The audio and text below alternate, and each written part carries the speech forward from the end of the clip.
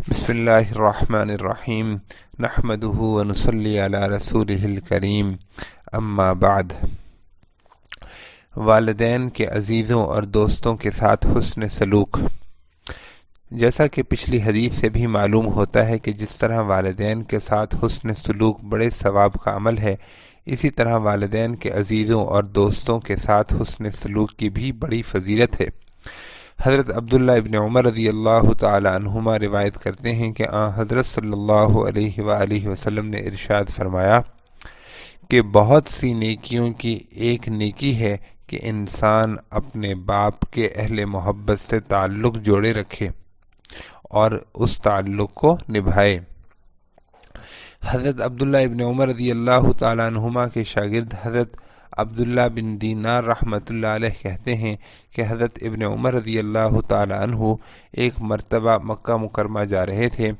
یوں تو وہ اونٹنی پر سوار تھے، لیکن ایک گدھا بھی ساتھ تھا۔ جب اونٹنی کی سواری سے اکتا جاتے، کچھ دیر اس گدھے پر سواری کر لیتے۔ اتنے میں ایک دیہاتی شخص راستے میں ملا۔ حضرت ابن عمر رضی اللہ تعالی عنہ نے اس کا اور اس کے والد کا نام پوچھا۔ جب اس نے بتا دیا تو آپ نے اپنا گدھا اس کو دے دیا اور اپنا امامہ بھی اتار کر اس کو تحفۃً دے دیا۔ ساتھیوں نے کہا کہ دیہاتی لوگ تو ذرا سی چیز سے بھی خوش ہو جاتے ہیں، آپ نے اس شخص کو اتنی قیمتی چیزیں کیوں دیں؟ حضرت عبداللہ ابن عمر رضی اللہ تعالیٰ عنہ نے فرمایا کہ اس شخص کے والد میرے والد کے دوست تھے، اور میں نے حضرت صلی اللہ علیہ وسلم کو یہ فرماتے ہوئے سنا ہے کہ بہت سی نیکیوں کی ایک نیکی یہ ہے کہ انسان اپنے باپ کے اہل محبت سے تعلق جوڑے رکھے۔ لہٰذا اپنے نامہ اعمال میں نیکیوں کے اضافے کا ایک بہترین طریقہ یہ بھی ہے کہ والدین کے عزیزوں اور دوستوں سے تعلقات نبھائے جائیں اور ان سے حسن سلوک کیا جائے۔ اگلی آسان نیکیوں میں ہے میاں بیوی کا آپس میں حسن سلوک۔ میاں بیوی کا ایک دوسرے کے ساتھ حسن سلوک، اس کی ضروریات کا خیال رکھنا، اس کے ساتھ خندہ پیشانی کا مظاہرہ کرنا اور اس کی ناگوار باتوں پر صبر کرنا بھی بہت ثواب کا کام ہے۔ حضرت صلی اللہ علیہ وآلہ وسلم نے ارشاد فرمایا ہے کہ مسلمانوں میں کامل ترین ایمان ان لوگوں کا ہے جو ان میں اخلاق کے اعتبار سے سب سے اچھے ہوں، اور تم میں بہترین وہ ہیں جو اپنی عورتوں کے لیے بہترین ہوں۔ وہ حدیث پیچھے گزر چکی ہے جس میں حضرت صلی اللہ علیہ وسلم نے ارشاد فرمایا کہ جو کھانے کی چیز تم اپنی بیوی کے منہ میں ڈالو، اس پر بھی تمہیں ثواب ملتا ہے۔ بلکہ ایک حدیث میں ہے کہ میاں بیوی آپس میں جنسی عمل کرتے ہیں، اس پر بھی ثواب ملتا ہے۔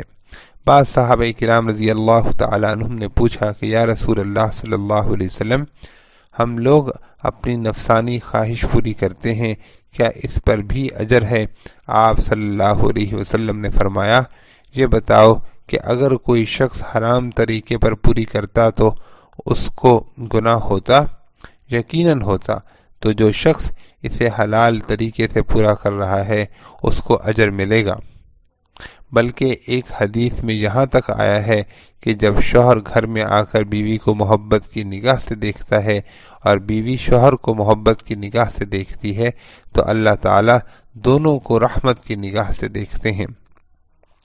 میاں بیوی چونکہ ہر وقت ساتھ رہتے ہیں اور طویل مدت تک ایک ساتھ زندگی گزارتے ہیں، اس لیے کبھی نہ کبھی ایک دوسرے سے ناگواری پیش آ جانا بھی ایک فطری سی بات ہے۔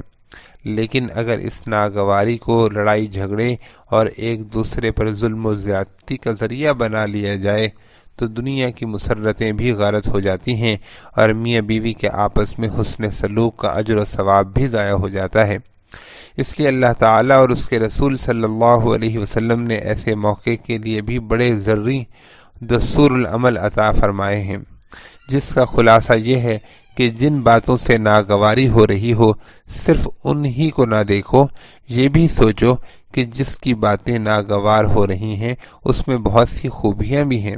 ان خوبیوں پر دھیان دینے سے ناگواری میں یقیناً کمی آئے گی۔